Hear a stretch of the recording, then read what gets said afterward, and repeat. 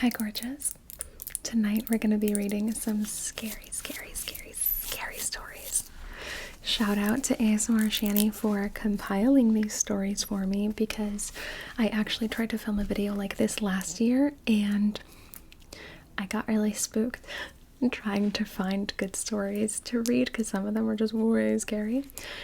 So I just kind of told her the kind of scary stories that I might like, and she compiled some for me, so I'm very excited. I have waited until this moment to read them so that I can experience it with you. So I'm gonna put my headphones in and let's get to it. The first story is called In the Mirror. It says, couldn't find the author but found the link to the story here, creepypasta.fandom.com/wiki/in_the_mirror. Okay. Normally you sleep soundly, but the thunderstorm raging outside is stirring you from your sleep. You begin to doze, then another crash jolts you awake. The cycle lasts most of the night. So you lay there, eyes open and outward, looking at your room stretching out before you in oblong shadows.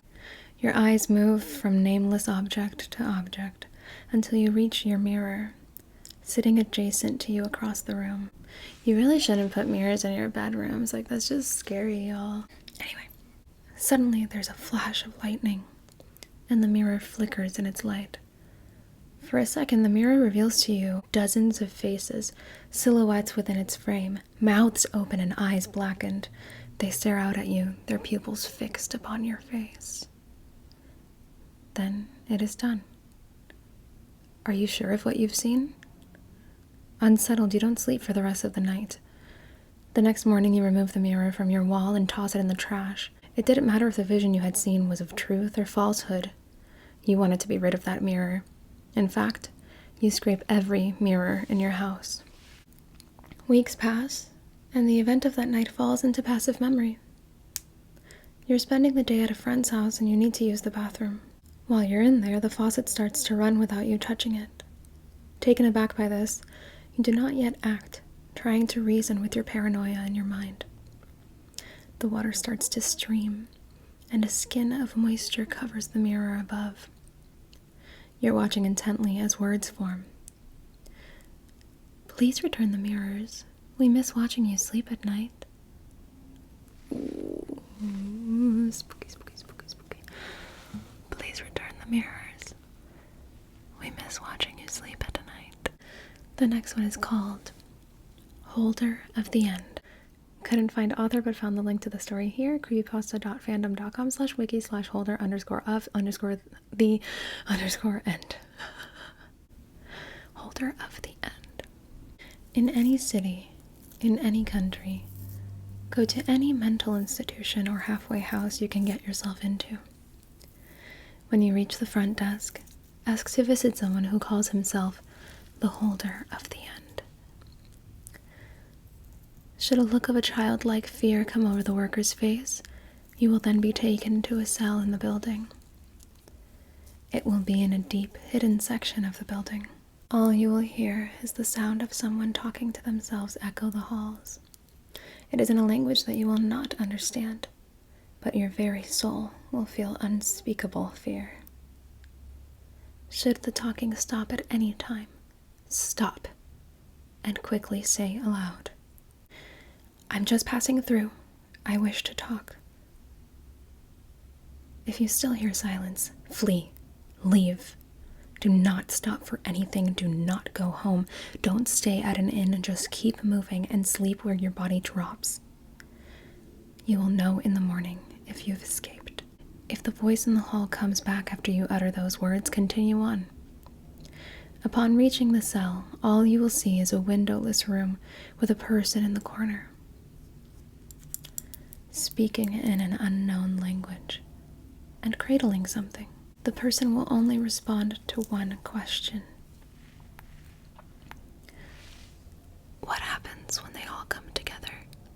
The person will then stare into your eyes and answer your question in horrifying detail. Many go mad in that very cell. Some disappear soon after the meeting. But most do the worst thing. They look upon the object in the person's hands. You will want to as well. But be warned that if you do, your death will be in that room by that person's hands. That object is one of 538. They must never come together. Ever. Ever.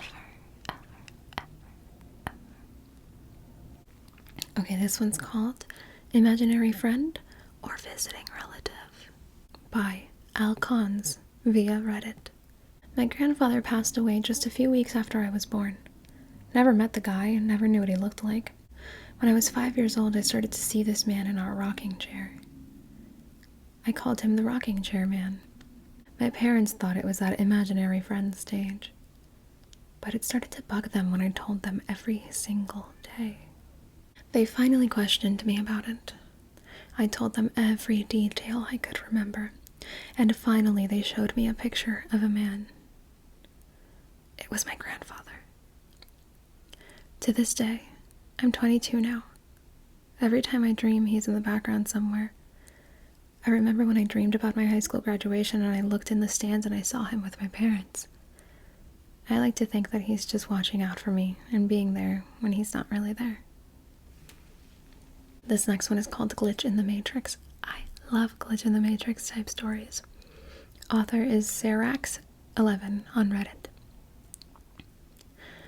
When I was around 20, a few years ago, I kept having dreams about a woman with long black hair named Aurora.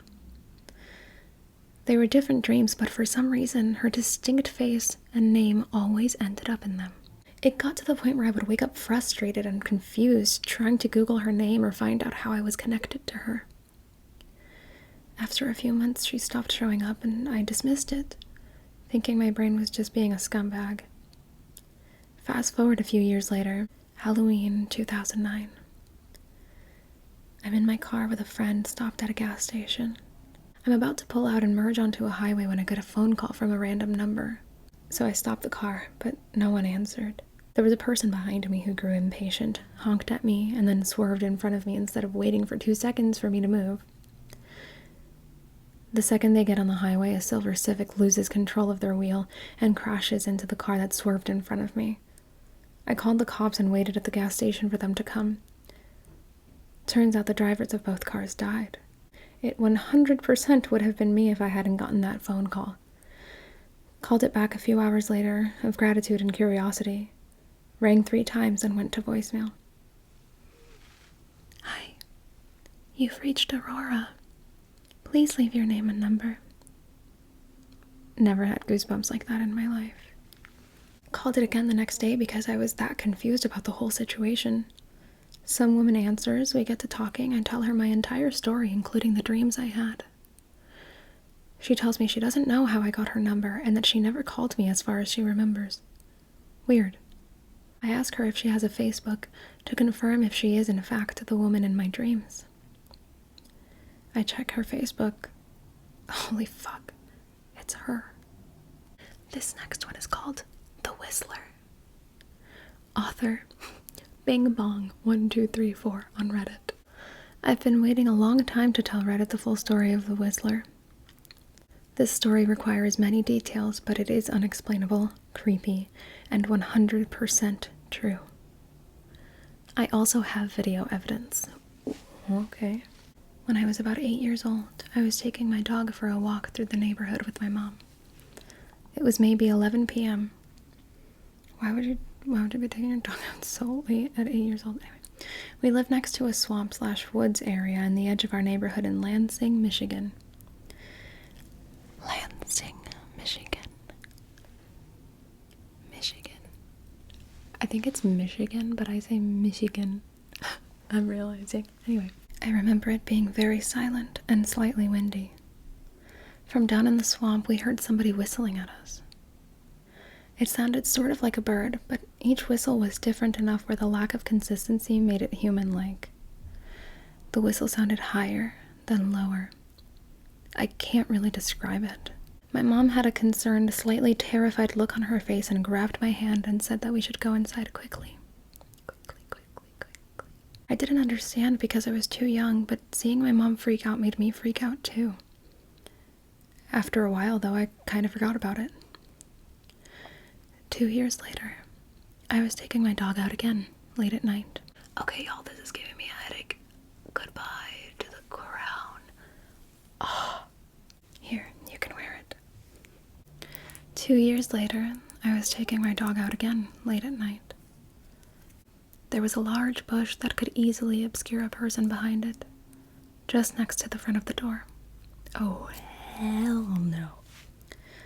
As I was finishing the walk, the whistling noise started again. Same pitches, same inconsistent human-like tones. As soon as I heard it, a chill went down my spine, as I remembered exactly the feeling of seeing my mom, terrified, looking down into the swamp at something I couldn't see. Maybe she couldn't either. I ran inside as fast as possible. Years went by, and I thought about it less and less. I told only a handful of people, and eventually it slipped from my mind. Fast forward to last summer. I'm 24. Started dating my girl Sarah. We moved out to South Dakota for work. For Independence Day, we decided to go to Pierre, South Dakota, and watch the fireworks along the bank of the Missouri River. There was a free camping spot behind a hospital where you could pitch your tent, hang out, and see the fireworks up the river.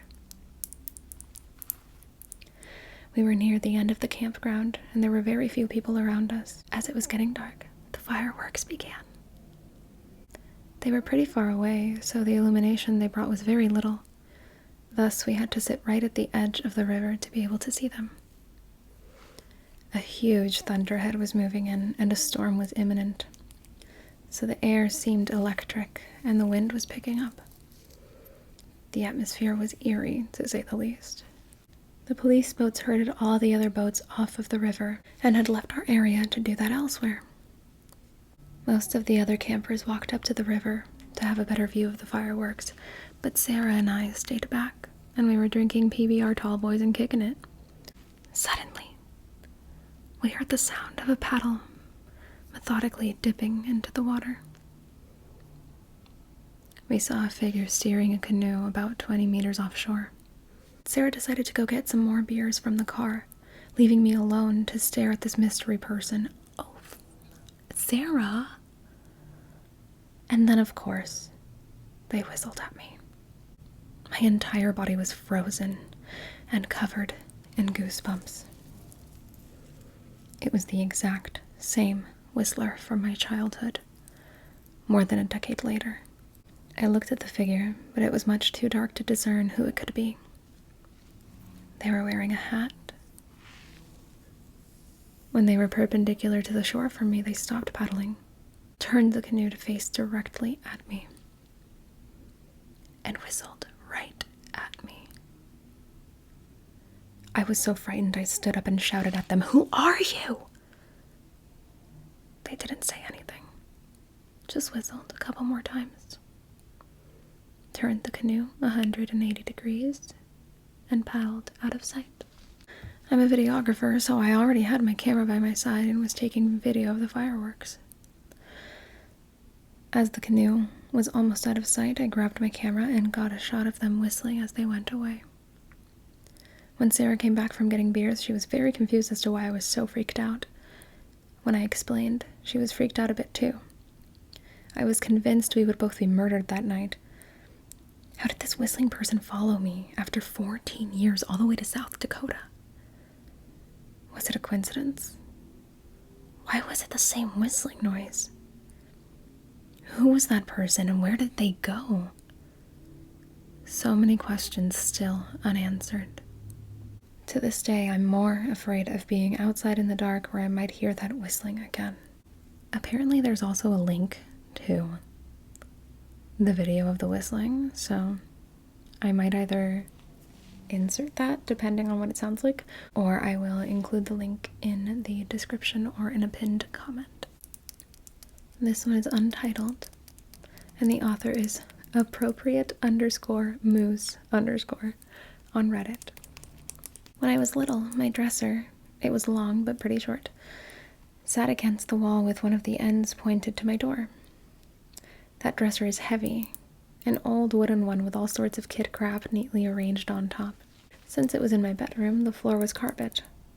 I always slept with the door closed. One night, with no explanation, the dresser tipped over. But instead of falling forward, it fell 180 degrees to the side, falling in front of my door, all the kid crap spilling to the side. My mom ran to get me, but couldn't open the door because it was being blocked by the dresser. Eventually, with her pushing and me pulling on the dresser, she was able to slip in and move the dresser out of the way. Nothing was damaged, not even the glass figurines I had. My dad helped put it up right the next day and we moved on. Years later, I remembered the incident and asked my mom about it, expecting to learn that I blew it out of proportion and it only fell forward or something like that. Nope. She remembered that night as well. However, she added one detail that I could never figure out. She thought she heard me jumping on the bed that night, and that was why she thought the dresser tipped over. I had been asleep. I have no idea where she heard that noise coming from. This next one is also untitled. The author is Trudenter on Reddit. I used to work at a place which required to be manned 24 hours a day. Reason being is that I handled sensitive documents/files, and if anybody needed this information in the middle of the night, I would have to fetch it for them, or confirm that I have it. Anyway, security's kind of tight. Bars on windows, multiple locked doors to get where I am. They would give me work to do at night, but underestimated how quickly I could get it done. So, like most nights, I finished my work in like 30 to 45 minutes, and pulled out my phone and played games/Netflix, browsed Reddit, etc., since nobody else is in the building at night. So now it is getting to be the last third of my shift when all of a sudden I hear a door close. I look to the security camera and see someone walking down the hall towards my room. At first I just thought it was somebody who came in ridiculously early, so I turn around and wait for them to come in. But nobody came in, and the hairs start rising on my back. Now, this isn't really a big building, so I figure I'll find the guy wherever he is and start checking offices and storage rooms, but come up empty-handed. However, I do see that a fire door had shut. I go to try and rewind the camera, but the digital recording is password protected and I don't know the password. Anyway, the whole thing freaked me out. The way the person was walking down the hallway, like a determined walk right to where I was. So I sit, with my spine tingling for the last couple hours of my shift, and finally people start coming in. My replacement shows up and I tell her what I saw, and at this point I figure I must have imagined the whole thing. I'm told to go home, and the manager and girl who replaced me would look over the camera. After getting home, I called my manager and asked what was on the camera. So they said that the video showed the fire door closing, but then the video froze for about an hour, and the next thing it records is me reopening the door. And that is everything. Those are all the stories I have for you tonight. I hope you enjoyed. I love you so very much. Sweet dreams.